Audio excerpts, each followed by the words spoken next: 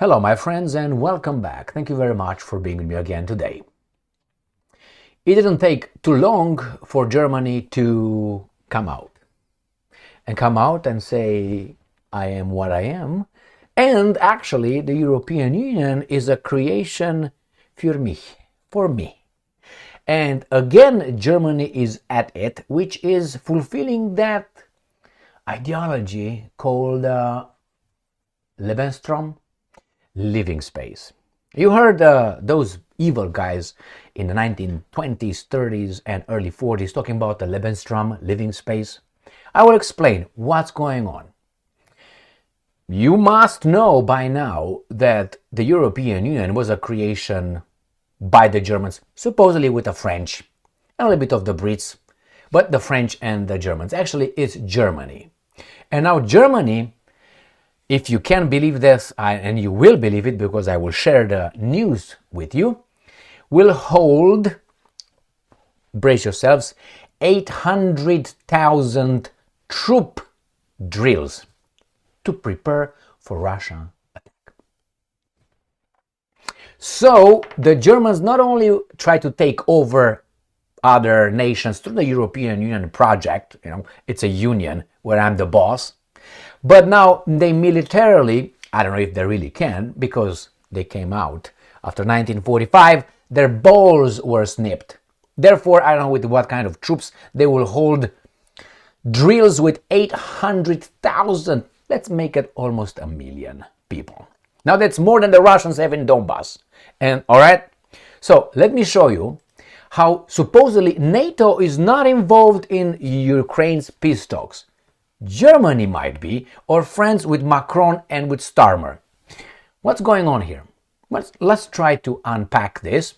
Plus, Maria Zakharova talks about, and I don't know, I personally do not know why people from Eastern Europe, and that's a personal assessment, have a kind of complex when they look at the guys in the West. You might say, no, it's not true.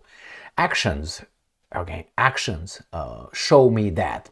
In this case, I don't know why the Russians care if they're not invited in Berlin, Germany's festivities to, commemorate, whatever you want to call it, the Second World War, ending the Second World War. Why would they care?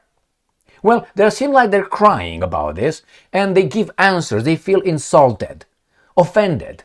Maria Zakharova is a little bit upset that the Russian delegation and the Belarusian delegations were supposedly kicked out of the festivities. Why do you care? The festivities should be in Moscow, not in Berlin. You were over there, you figured things out, you did what you did with the German women, with the commissars and all that. But nevertheless, let's go to the first topic, which is coming from Russia Today on the 6th of April, NATO not part of Ukraine peace talks. Secretary General. Remember, this guy, Mark Rutte, he's a secretary. Always remember this. Mark Rutte is not a leader. He's like you're the leader, you have a microphone. Hey, come over here. Hey, go over there. And everybody don't hear you here. They hear the speaker. Hey, come over here. Hey, off. Okay, buzz off. So you are in charge, but the speaker communicates it's just an intermediary. Think of Mark Rutte, the Secretary General of the NATO, just a secretary. Picks up phone calls, makes a schedule, yes, appointments, no, you can't. That's it. No decision maker whatsoever. So when he comes and he's suave, all right, over there, he's a nobody. He just represents something that is not his. Right? It's like, for instance, the Baltic states talk about attacking Russia, NATO attacking Russia. Zero. All right, so let's see what this baboon has to say. The secretary. The US-led alliance will not send peacekeepers to Ukraine. Of course they won't. Good job. Bravo. Why? Because the Russians said, we will you up. That was the reason why, the main reason why the Russians, unprovoked and undefensible, invaded, aggressed Ukraine. That was the reason No, it was undefensible and unprovoked. That was the main reason. Why? Because the civilized, democratic, capitalist West lied to the baboons Russians in 1991. No inch expansion of NATO eastward. Promise right here. Cross my heart, hope to die.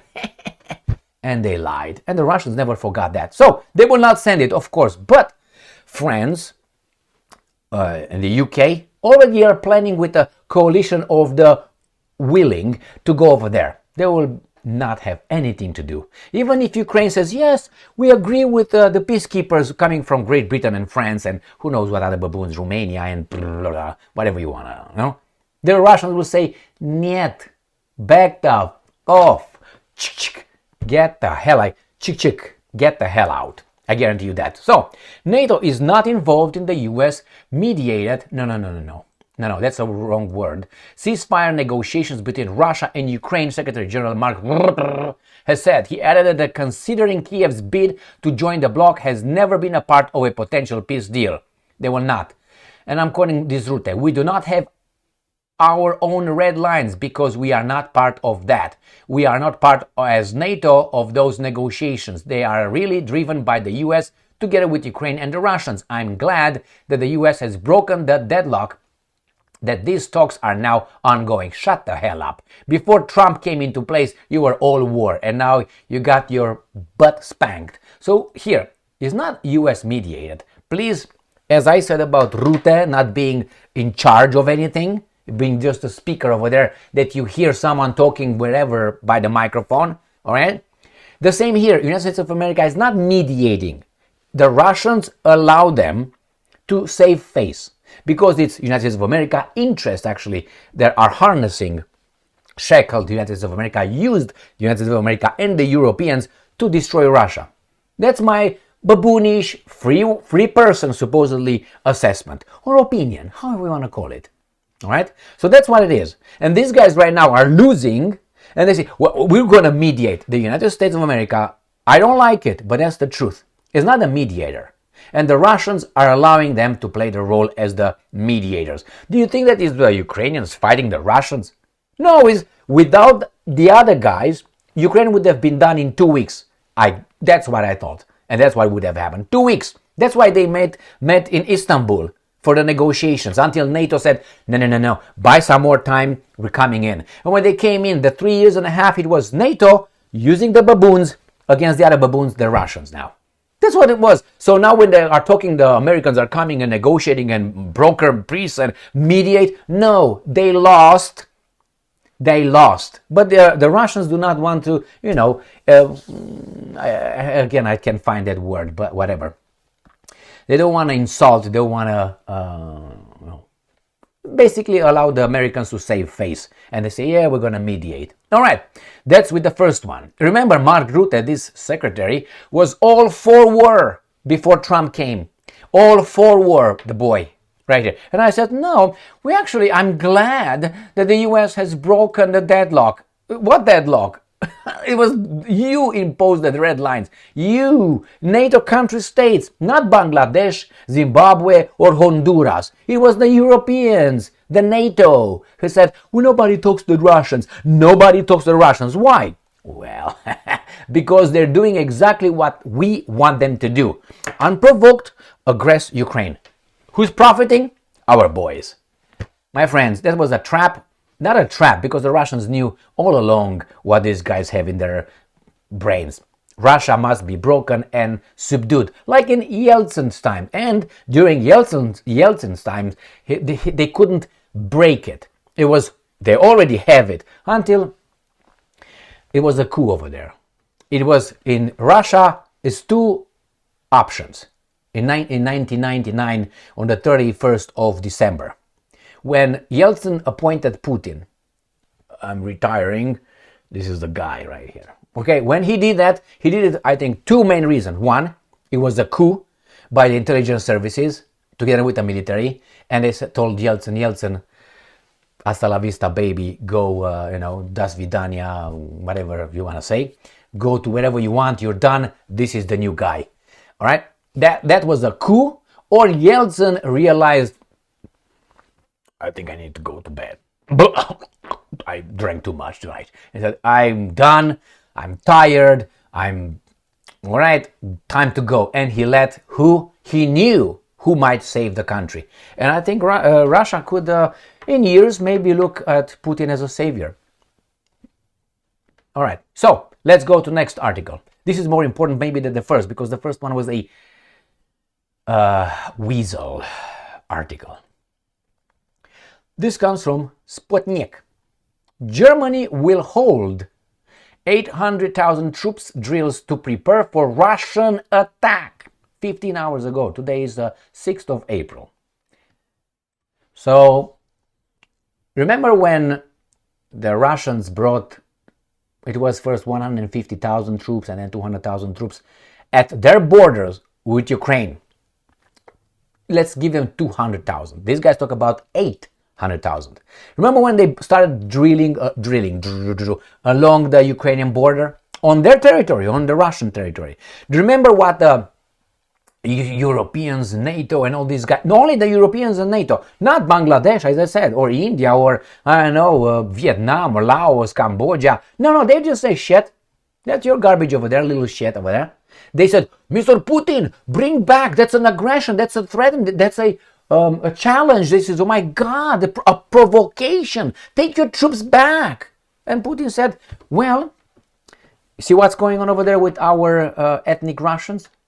The guys from Kiev, with your help and weapons, are trying to them. So I won't let them happen, as United States of America did not allow the Mexicans to the, how do you call those? The colonists or the Americans at that time, settlers in Texas. Remember? So we're going to do the same thing those guys did. And then the evil Nazis did the same thing with Sudetenland in Czechoslovakia. So who copied whom? And I'm pretty sure you can look back in history and you find a lot of justifications like this. So these guys are going to hold 800,000 troops drills to prepare for a Russian attack, but the Russians do not have the same right to defend themselves from those guys maybe from NATO being right here. I mean, look over a map and see where Germany is and when Russia is. And look where Ukraine is and when Russia is. My friends, this is, unless you are 16 years of age,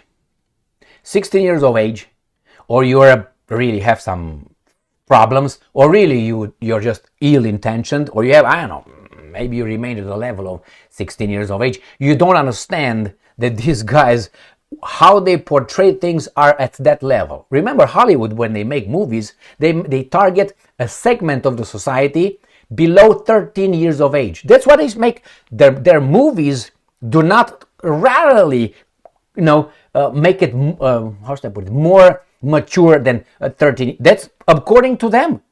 13 years of age. Why? So everybody can enjoy and understand. That's why people like you and I do not watch movies. All right, let's go here. Deutschland. Really? What the hell, man? I'm gonna tell you a story maybe later if I remember. I'm old, remember? NATO troops will gather in Hamburg in September to practice troop deployments to the Baltic states and Poland. Well, do you know what those guys are? Let me show you a map. And here it is, voila! Mon ami, this is Russia. This is Germany. So Germany is ready to fight the invasion, the Russian invasion to Germany that has to cross over the Baltic states, over Poland, maybe Czech Republic, Austria, no, and go there. So they are bringing the troops where they said? In this area right here. Right here. Not Belarus, I'm sorry. Right here. Estonia, Latvia, Lithuania, these are the 6.1 million people population, all these big baboons. When you hear these baboons, oh, we're gonna do this, we're gonna do that, now you understand 6 million people, which you get about, 30 fighters. And you got Poland, a bigger threat, but Germany is gonna bring troops here and here, because these guys are gonna invade. But now the Russians should not think that maybe you guys want to invade. No. They're not allowed to think that maybe those guys are preparing an attack. Let me give you this. Let's say that's 800,000 people armed, like the Europeans with big balls and mustache and rugged, like the French foreign union, French foreign legion. They're all strong Germans and French, man, and they're gonna go and fight the Russians. And let's say they're over there doing some drills. Okay? And then all of a sudden they receive the order, move eastward. What? Was? Yeah, move eastward. Do you mean attack? Yeah. Preemptive strike. Let's say those guys decide to advance and attack Belarus, Ukraine, and let me show you the map. And right here, to this, let's say they attack this way. In 1 second, what the Russians should do? These are more people, 800,000 people, than the Russians have in the special military operation. So who should feel threatened? You think that the order cannot be given? I think it's 99% certain it can be given. So the Russians will plan accordingly, like they will like this. You know what it is? They will get ready for picking them up. Now you tell me these guys are defensive forces. You can call them defensive forces, but you're moving towards me. In one night you can give the order and you can advance. You don't think it's possible? Then if you don't think that's possible, read some history. And if you think that history doesn't repeat itself with some different actors and different times, I don't know what to tell you, my friends. That means, remember the 16-year-old? Okay. Here it is. Germany's army, the Bundeswehr, will hold massive military exercises in September. With what? With the Turks? With what? With Syrians? With whom? With Mbappe? Involving NATO soldiers to practice a scenario of an allegedly possible Russian attack. I think it's the other way around. With up to 800,000 servicemen to take part in them, the Bild newspaper reported. The drills will be held in Hamburg for 3 days and will be dubbed Red Storm Bravo. Jesus Christ. So they're going to be in Hamburg. They're not going to be in... Where are you, baby doll map? Hey. Come on now. They're going to be in Hamburg. So they're not going to be... So they're going to be in Deutschland. They're not going to be in here. But nevertheless, let's move on. Where is that? Right here. Do you think they're going to be only in Hamburg? 800,000 people? 1 million people? You don't have the logistics for that. Red Storm, bravo. These guys are baboons, man. The scenario is a Russian attack on the West, the publication says. I don't think that's what it is. According to the publication, the exercise will be aimed at practicing the operational transfer of NATO troops. See? They're practicing the operational transfer of NATO troops to the Baltic countries and Poland, in which Hamburg, which has strategically important port, will play a key role. Okay, when the Hamburg, right? I think it's right here. Hamburg. Anyway, so from here they want to go and you have what here exactly? The Russians are far away, but they're practicing. German Defense Minister Boris Pistorius, this one wants to start a war and he doesn't work for the German people. Previously stated that Germany should prepare for a possible war with Russia by 2029. And who's gonna start it? The Russians, because they exist. Russian President Vladimir Putin previously explained in detail in an interview with US journalist Tucker Carlson that Moscow was not going to attack NATO countries. That's a lie! It's a lie! Or it's a lie. There is no point in that. The Russian leader noted that Western politicians regularly intimidated their people with an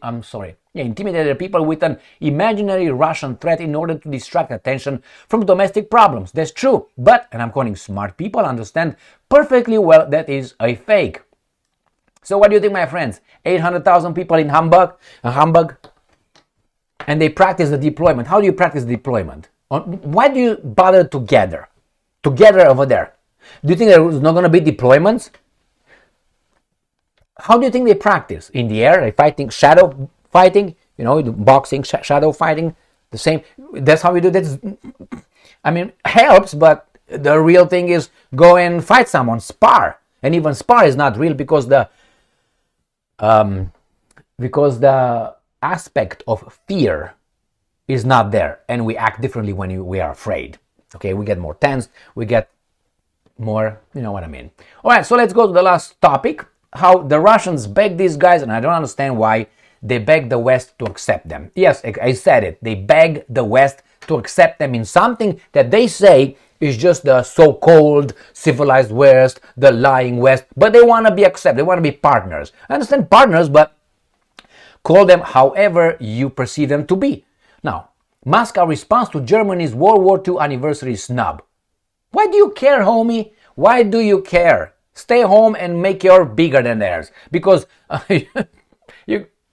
let's read. Berlin has reportedly told officials to expel Russian and Belarusian delegates from Victory Day celebration. Germany is following in the footsteps of its Nazi predecessors. I don't care about that. And I don't think so. I don't think so. Germany is following the footsteps of its Nazi predecessors. No, you don't have the. No. By reportedly banning Russian and Belarusian delegates from its 80th World War II victory anniversary celebrations. Foreign Ministry spokeswoman Maria Zakharova has said, and this is what she said. The very fact that the ideological heirs and direct descendants of Hitler's executioners will expel Russian from the Victory Day celebrations already look like a blatant insult. First, I don't like what you said here. I think this is shaming people who are not,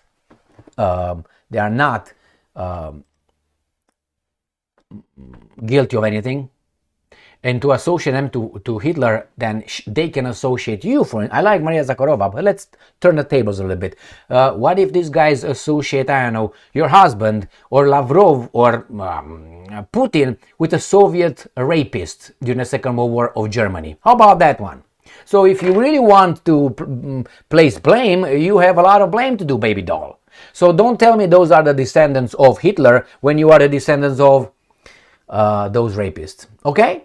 And that's only one example I can give you. If you think that the Russians, and in that case was the Soviets, but a lot of Russians were involved. Lavrov is not Russian as far as I remember. He's something else. So if you look at it that way, what do you want? Stop that shaming of a country for something, or a country and a people, a nation who are living right now for something some other people did. Because that is collective punishment. That's the Old Testament justice, not ours. But if you consider yourself or Judeo-Christian, then you can implement that. But if you consider yourself of a Greco-Roman civilization, that something baboonish like that should not function, should not work. So stop saying direct descendants of Hitler's executioners. They can call you from the Soviets a rapist, or the how do you call those guys, the commissars, you know what I mean, and so on, the Gulag and so on. Not very fair, Maria, not very, very fair.